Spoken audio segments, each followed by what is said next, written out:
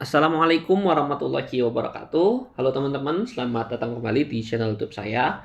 Dan pada video kali ini kita akan membahas materi terkait dengan performance management atau dalam bahasa Indonesia bisa kita sebut sebagai manajemen kinerja.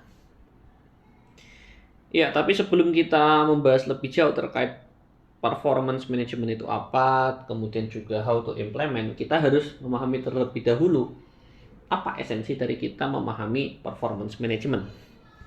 Jadi teman-teman, kita harus melihat bahwa enterprises atau perusahaan itu tidak hanya dijalankan oleh para eksekutif saja, not only by the executive, tapi juga dijalankan oleh para pegawai. Yang namanya perusahaan pasti tentu pegawai ya. Yang mana pegawai itu juga manusia biasa, also normal human being, seperti itu, yang kadang-kadang itu bisa merasa capek dan bisa juga merasa bosan. Jadi ya namanya sifat manusiawi, seorang pegawai itu juga pasti bisa merasakan yang namanya bosan dan lelah seperti itu. Tetapi yang namanya perusahaan itu pasti punya yang namanya tujuan atau target ya. Yang mana tujuan atau target ini tentu harus dicapai oleh perusahaan bagaimanapun kondisi dan situasinya. Maka dari itu perusahaan harus menyusun yang namanya strategi untuk meningkatkan performa pencapaian kinerja dari perusahaan itu sendiri. Yang mana target yang dicanangkan oleh perusahaan itu harus jelas, kemudian juga terukur dan bisa dicapai atau reachable. Untuk itu, untuk mencapai target itu diperlukan yang namanya performance management. Jadi performance management itu penting bagi perusahaan untuk menciptakan budaya kerja dan lingkungan kerja yang produktif dan berorientasi pada output. Kemudian barulah kita membahas terkait dengan apa itu performance management. Performance management yaitu adalah proses berkelanjutan atau proses yang berjalan secara kontinu yang terdiri dari proses mengidentifikasi, mengukur, dan juga mengembangkan performa dari individu dan tim yang ada dalam perusahaan dan mengalign atau menyesuaikan performa tersebut dengan tujuan strategis dari perusahaan seperti itu. Kemudian performance management itu juga bisa dipandang sebagai sebuah filosofi yang nantinya akan disokong oleh yang namanya performance measurement, atau bisa juga kita sebut performance measurement ini sebagai pengukuran kinerja. Oke. Apa bedanya performance management dan performance measurement? Ketika kita berbicara tentang performance measurement, maka kita akan berbicara dengan ya satuan dan juga ukuran seperti itu. Sebagaimana mungkin teman-teman pernah belajar fisika ya, mungkin teman-teman pernah belajar yang namanya besaran dan satuan. Besaran dan satuan itu terkait erat dengan yang namanya measurement atau pengukuran seperti itu ya. Maka begitupun performance measurement, kita juga akan berbicara terkait dengan besaran dan satuan. Yang mana di sini untuk performance measurement mostly itu adalah indikator-indikator yang kuantitatif yang digunakan oleh perusahaan untuk melakukan tracing atau nge-track progres dari perusahaan tersebut sesuai dengan strategi yang sudah diterapkan oleh perusahaan. Itu untuk performance measurement. Kemudian untuk performance management itu adalah groups of steps ya. Set langkah-langkah yang dieksekusi oleh perusahaan untuk memanage strategi yang sudah direncanakan sebelumnya ya. Jadi perbedaannya apa antara performance measurement dan performance management? Bedanya adalah Kalau performance measurement itu menanyakan pertanyaan bagaimana kita melakukan tracking atas progres yang sedang berjalan, maka performance management akan menanyakan pertanyaan bagaimana kita memanage strategi yang sudah direncanakan di awal periode, seperti itu. Nah, untuk memudahkannya, teman-teman bisa lihat gambar yang ada di samping ini ya. Ini adalah gambar yang saya ambil dari buku Business Process Optimization karangan Jan Sterntov Albion. Jadi di sini untuk performance management itu terdiri dari rangkaian kegiatan. Terdiri dari kegiatan training, teamwork, dialogue, management style, dan seterusnya. Kemudian untuk performance measure itu adalah item-item pengukuran. Ya, terdiri dari pengukuran output, pengukuran input, kemudian pengukuran untuk mendeskripsikan status potensial, untuk mengetrack past achievement, untuk mendeteksi deviasi antara realisasi dan target, dan lain sebagainya. Lalu apa tujuan dari kita mempelajari atau mengimplementasikan performance management? Ya. Tujuan dari kita mengimplementasikan performance management setidaknya ada 5. Yang pertama, performance management itu bisa mengidentifikasi ability. Ability ini kemampuan dan juga talenta yang dimiliki oleh pegawai sehingga every task can be handled by the right man. Jadi setiap tugas yang ada di kantor itu bisa dihandle oleh orang yang tepat.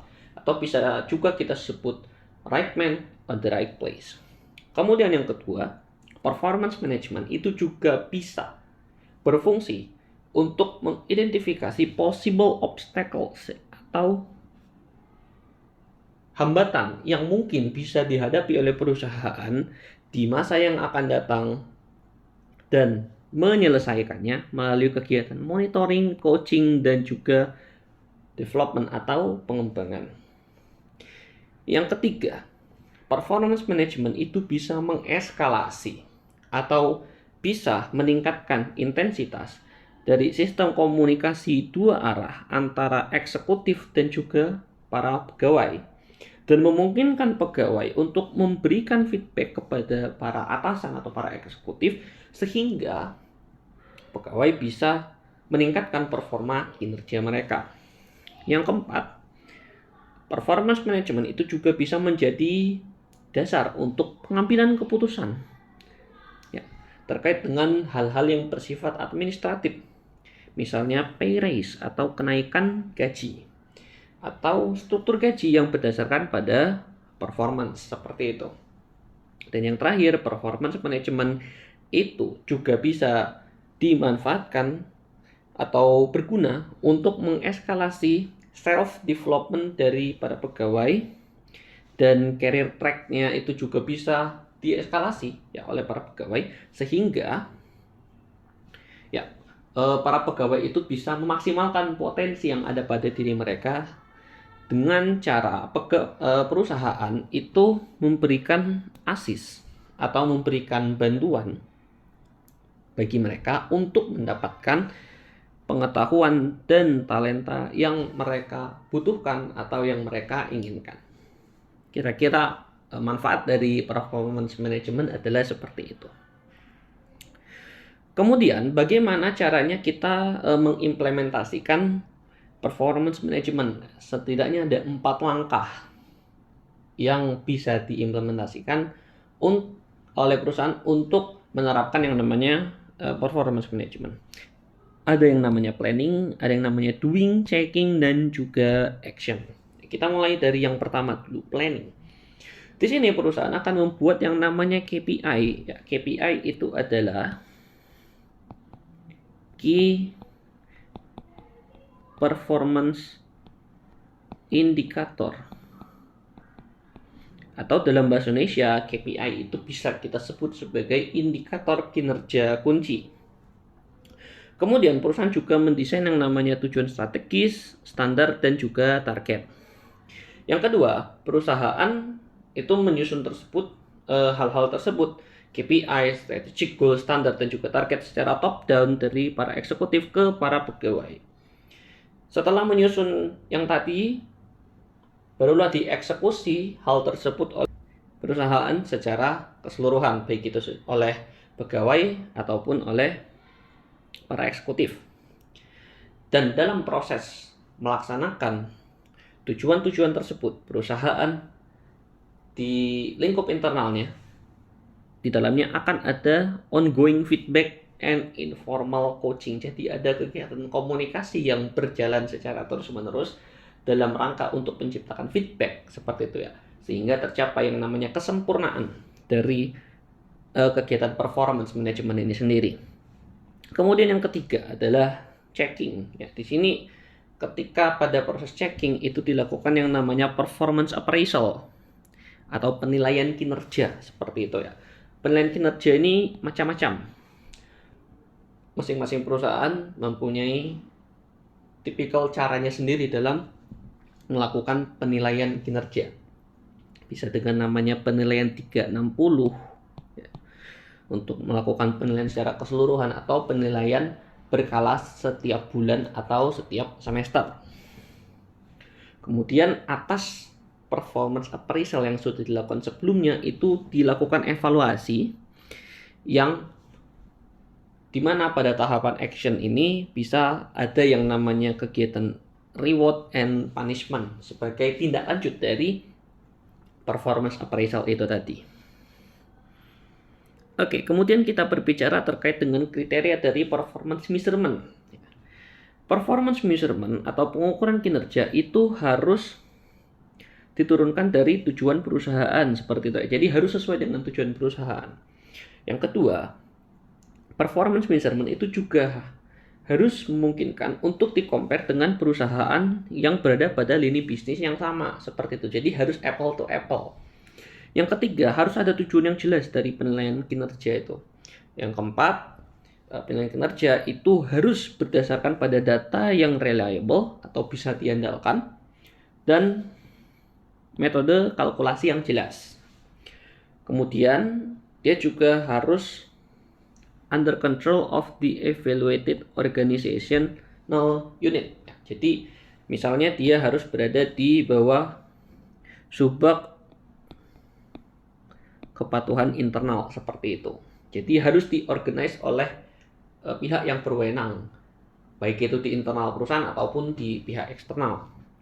Kemudian they should be selected, harus dipilih melalui kegiatan diskusi dengan orang-orang yang involved di dalamnya.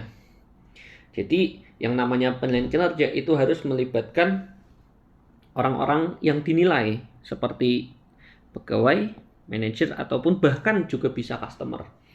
Dalam hal ini customer diperlukan sebagai responden pihak luar seperti itu ya, untuk menilai apakah kinerja dari perusahaan sudah baik atau belum.